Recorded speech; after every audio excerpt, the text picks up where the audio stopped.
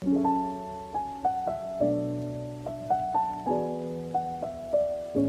is semantics?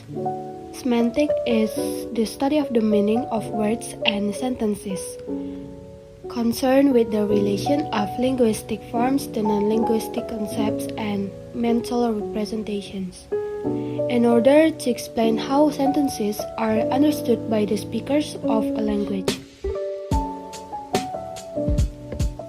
Semantik berasal dari bahasa Yunani yaitu sema dalam kata benda yang berarti tanda atau lambang, dan kata kerja yaitu semiano yang berarti menandai ataupun melambangkan. Semantik juga dapat berarti alat dalam penyandian pengetahuan pada kosakata dan struktur-strukturnya untuk mengembangkan arti yang lebih rinci. Selanjutnya definisi semantik menurut para ahli. Yang pertama menurut Lehrer 1974, semantik adalah studi tentang makna yang bidang kajiannya sangat luas, karena turut menyinggung aspek struktur dan fungsi bahasa, sehingga dapat dihubungkan dengan psikologi, filsafat, dan antropologi. Kemudian menurut Kambartel dalam Berg 1979, semantik mengasumsikan bahwa bahasa terdiri dari struktur yang menampakkan makna apabila dihubungkan dengan objek dalam pengalaman dunia manusia. Kemudian menurut J. W. M. Verhaar 1981, semantik adalah teori makna ataupun arti, yakni cabang sistematik bahasa yang menyelidiki makna ataupun arti. Kemudian menurut Richmond H. Timson, semantic is a study of meaning of linguistic expression. Lalu analisis semantik. Bahasa pada dasarnya bersifat unik dan memiliki hubungan erat dengan budaya masyarakat penuturnya. Hasil analisis pada suatu bahasa tidak dapat digunakan untuk menganalisis bahasa yang lain. Contohnya, penutur bahasa Inggris yang menggunakan kata rice yang memiliki makna berbeda dalam masing-masing konteks yang berbeda. Seperti dapat bermakna nasi, beras, gabah atau bulir padi atau padi. Penutur bahasa Inggris hanya mengenal rice untuk menyebut nasi, beras, gabah, dan padi.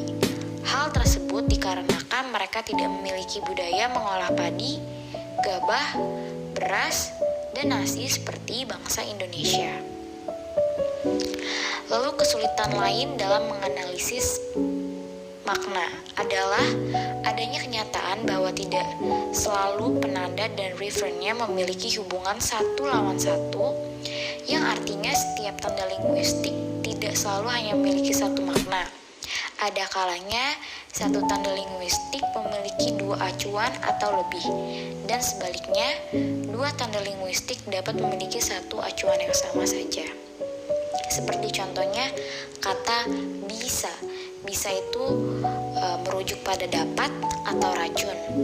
Lalu ada buku dan kitab yang memiliki arti lembar kertas yang berjilid. Lalu ada jenis-jenis semantik.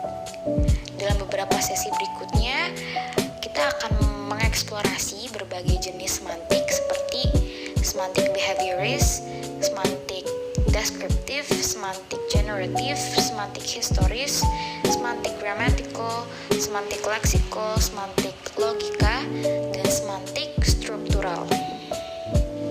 Setelah itu, membahas mengenai jenis semantik. Yang pertama adalah semantik behaviorist. Para penganut aliran behaviorist memiliki sikap umum yang pertama tidak terlalu yakin dengan istilah yang bersifat mentalistik berupa mind, concept, dan idea. Yang kedua, tidak ada perbedaan esensial antara tingkah laku manusia dengan hewan. Yang ketiga, mementingkan faktor belajar dan kurang yakin terhadap faktor bawaan. Dan yang terakhir, mekanismenya atau determinasinya berdasarkan sketsa, itu makna berbeda dalam rentangan antara stimulus dan respon, antara rangsangan dan juga jawaban. Makna ditentukan oleh situasi, yaitu lingkungan. Yang kedua adalah semantik deskriptif. Kajian semantik yang khusus memperlihatkan makna yang berlaku sekarang. Maka makna kata yang pertama kali muncul tidak terlalu Selanjutnya, semantik generatif. Konsep-konsep yang terkenal dalam aliran ini adalah yang pertama, kompetensi atau competence, yaitu kemampuan atau pengetahuan bahasa yang dipahami dalam komunikasi. Yang kedua, struktur luar, yaitu unsur bahasa yang berupa kata atau kalimat yang seperti terdengar. Yang terakhir ada struktur dalam, yaitu makna yang berada dalam struktur luar. Aliran ini menjadi terkenal dengan munculnya buku Chomsky tahun 1957 yang kemudian diperbarui. Teori semantik generatif muncul pada tahun 1968 karena ketidakpuasan linguis terhadap pendapat Chomsky. Menurut pendapat mereka, struktur semantik dan struktur sintaksis bersifat homogen. Struktur dalam tidak sama dengan struktur semantik. Untuk menghubungkannya, digambarkan dengan satu kaidah, yaitu transformasi. Teori ini tiba pada kesimpulan bahwa tata bahasa terdiri dari struktur dalam yang berisi tidak lain dari struktur semantik dan struktur luar yang merupakan perwujudan antara kedua struktur ini, kemudian dihubungkan dengan suatu proses yang disebut transformasi. Kemudian ada semantik historis. Semantik historis adalah studi semantik yang mengkaji sistem makna dalam rangkaian waktu. Studi semantik historis ini menekankan studi makna dalam rentangan waktu, bukan perubahan bentuk kata. Perubahan bentuk kata lebih banyak dikaji dalam linguistik historis. Asal-usul kata menjadi bagian studi etimologi. Semantik ini membandingkan kata-kata berdasarkan periode atau antara kata pada masa tertentu dengan kata pada bahasa yang lain. Misalnya dalam B yang terdapat pada kata padi, dalam bahasa Jawa terdapat kata pari. Fonem D dan R berkorespondensi. Kemudian ada semantik gramatikal. Semantik gramatikal adalah studi semantik yang khususnya mengkaji makna yang terdapat dalam satuan kalimat. Farhad mengatakan bahwa semantik gramatikal jauh lebih sulit dianalisis. Untuk menganalisis kalimat masih duduk, kakak sudah tidur tidak hanya ditafsirkan dari kata-kata yang menyusunnya. Orang harus menafsirkan keseluruhan isi kalimat itu serta sesuatu yang ada di balik kalimat itu. Sebuah kata akan bergeser maknanya apabila diletakkan atau digabungkan dengan kata yang lain. Kemudian, semantik leksikal. Semantik leksikal adalah kajian semantik yang lebih memuaskan pada pembahasan sistem makna yang terdapat dalam kata. Semantik leksikal tidak terlalu sulit. Sebuah kamus merupakan contoh yang tepat untuk semantik leksikal. Makna setiap kata diuraikan di situ. Selanjutnya ada semantik logika. Semantik logika adalah cabang logika modern yang berkaitan dengan konsep-konsep dan notasi simbolik dalam analisis bahasa. Semantik logika mengkaji sistem makna yang dilihat dari logika seperti yang berlaku dalam matematika yang mengacu kepada tata pengkajian makna atau penafsiran ajaran. Dalam semantik logika, dibahas makna proporsi yang dibedakan dengan kalimat. Sebab, kalimat yang berbeda dalam bahasa yang sama dapat saja diujarkan dalam proporsi yang sama. Sebaliknya, sebuah kalimat dapat diujarkan dalam dua atau lebih proporsi. Proporsi boleh benar dan boleh salah, dan lambang disebut sebagai variabel proporsional dalam semantik logika. Kemudian, semantik yang terakhir adalah semantik struktural. Semantik struktural bermula dari pandangan linguis struktural yang dipelopori oleh Saussure. Penganut strukturalisme berpendapat bahwa setiap bahasa adalah sebuah sistem, sebuah hubungan struktur yang unik yang terdiri dari satuan-satuan yang disebut struktur. Struktur itu terjelma dalam unsur yang berupa fonem, morfem, kata, frase, klausa, kalimat, dan wacana yang membaginya menjadi kajian fonologi, morfologi, sintaksis, dan wacana. Alright everyone, so after we talking about the definition of semantic, the analysis of semantic, and what kind types of semantics, we continue our discussion about semantic relationships, or in bahasa, relasi makna.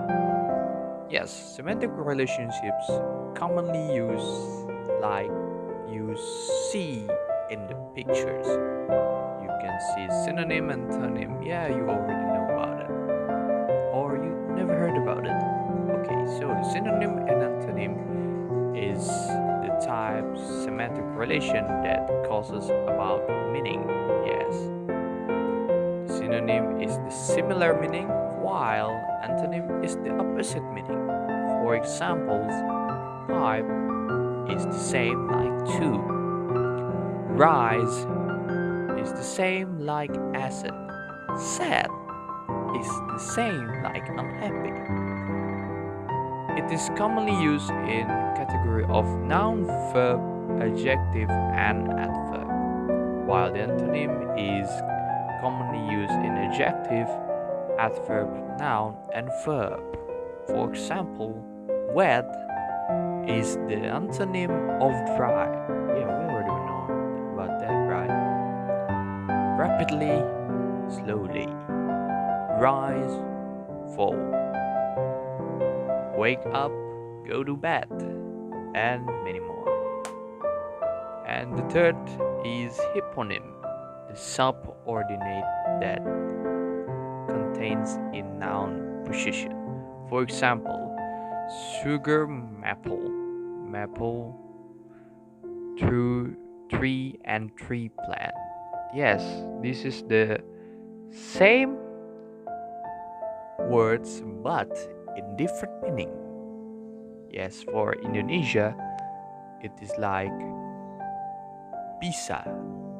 Yeah, bisa in English is venom, while in the other words, it can also be can or cooled. And then there is micronym, is category of noun, for example, brim, hat, gin, martin, ship, and fleet. And then you can see there is a lot of troponym, entailment, derivation, cohyponym, synonym, polysemy, and many more. So the semantic relationships is kind of probably discussed, but one thing you should know about it, that one word is not only contain about one meaning, and one meaning does only not contain for one words. Okay, so we continue our discussion to unsur-unsur semantik. Nah, di unsur-unsur semantik ini terdiri atas hubungan leksikal dan referensial. Arti leksikal adalah kategori dan sinkategorematis di mana semua kata dan implikasi kelompok ilmiahnya dengan makna struktural harus didefinisikan dalam satuan konstruksi. Sedangkan dalam hubungan referensial adalah hubungan yang ada antara sebuah kata dan dunia yang berada di luar bahasa yang dimaksud dengan percakapan. Kemudian ada tanda dan lambang atau simbol. Tanda itu dikembangkan menjadi teori yang disebut semiotik. Nah, semiotik ini biasa kita kenal dengan semiotika. Semiotika memiliki 3 aspek yang berkaitan dengan ilmu bahasa atau linguistics, yaitu syntaxis, pragmatism, and semantics. Terakhir ada penamaan. Istilah pen improve oleh Krida Laksanan bahwa proses pencarian simbol bahasa yang berfungsi untuk menggambarkan objek, konsep, proses, dan lain halnya digunakan untuk kata yang ada seperti dengan mengubah kemungkinan makna atau dengan penciptaan kata atau kelompok kata dalam kata lain frasa. Nah, jadi ada 3 komponen utama bila kita ingin mempelajari unsur-unsur dari semantik. Ada leksikal, ada referensial, ada lambang, tanda atau simbol yang disebut dengan semiotik yang terdiri atas beberapa aspek seperti sintaksis, pragmatics, and semantics. Kemudian ada penamaan dalam penciptaan sebuah kata untuk menghasilkan sebuah makna. And the last part is the benefit of semantics. Yes, everything in this world contains the benefit. If you think you are useless, if you think you are not capable of doing something, just don't care about it. Even semantic has their own benefit. So, what is the benefit of semantics? For reporter, atau untuk wartawan, atau orang yang berkecimpung dalam dunia pemberitaan, dunia narasi, news, yang digunakan dalam memilih dan menggunakan kata dengan makna yang tepat dalam menceparkan informasi kepada masyarakat umum. Artinya apa? Bahasa yang digunakan tentu saja bahasa yang tidak ambigu untuk para reporter, bahasa yang memiliki daya persuasif yang tinggi, dan bahasa yang everybody can knows it.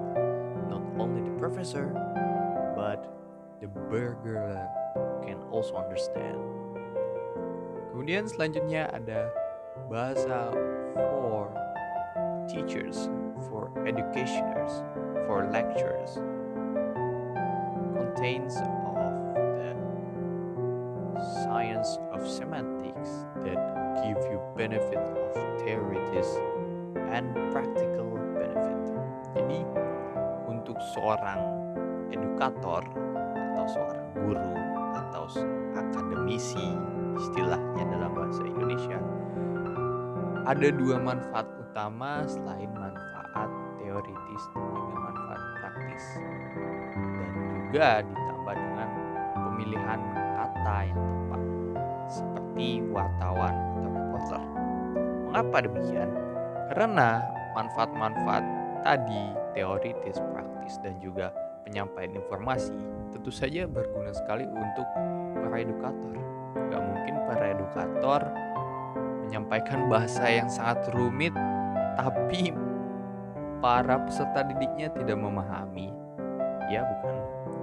Nah, manfaat teoritis digunakan untuk memahami hal tersebut sedikit demi sedikit melalui pedagogi atau cara mengajar yang benar dan langsung diimplementasikan dalam bentuk praktik. Bisa membaca, reading, speaking, berbicara, menulis, writing, dan juga listening atau mendengarkan. Dan yang terakhir, pada bidang penelitian bahasa atau bidang akademik. Nah, ini bentuknya lebih advance lagi, yang tadi seperti saya sudah bilang, para profesor, para cendekiawan yang mempelajari bahasa bukan hanya sebuah lontaran kata-kata yang diucapkan, tetapi harus memiliki makna yang tersirat atau tersurat guna menjadi seorang yang lebih bijaksana. Inilah fungsi utama dari semantics. The main contents of the semantics itu to analyze the linguistic or something about linguistic that he or she learned about. Jadi teori dari penelitian bahasa ini digunakan untuk menganalisis bahasa yang pada saat itu sedang dipelajari. Contohnya ya, ketika seorang akademisi mempelajari bahasa Jepang, tentu terdapat beberapa perbedaan baik dalam tata bahasa, dalam pengucapan, pronunciation, dan dalam kebudayaan seperti dialek atau accent ketimbang bahasa Inggris. So, itu adalah benefit dari semantics.